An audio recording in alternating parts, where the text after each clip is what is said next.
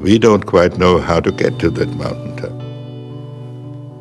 And we won't make any proposals that we cannot justify, but we are determined to go up that mountaintop.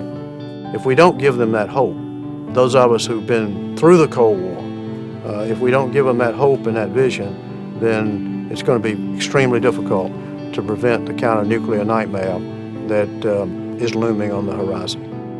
A man named Max Kampelman, who had been my counselor when I was Secretary of State, made an eloquent statement emphasizing the importance of talking about what ought to be. If you're constantly mired in what is, and you never look at what ought to be, you're never going to really get anywhere. And he used the Declaration of Independence as an example.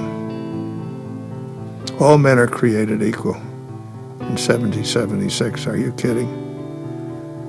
We had slaves. Women couldn't vote. You had to have property in order to vote. We had the ought up there.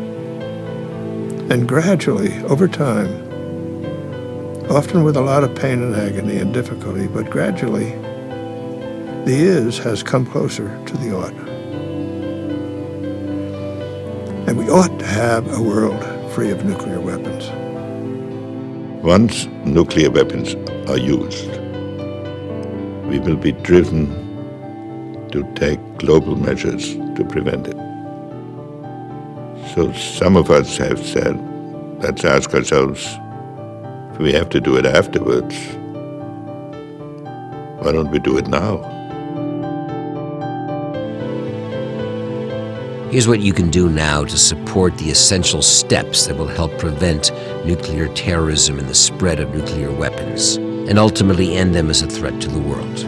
Show this documentary in your community and discuss it with your family and friends.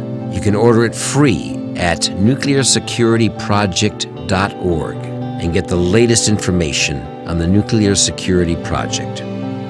Engage your members of Congress and your senators. Explore their views and share yours.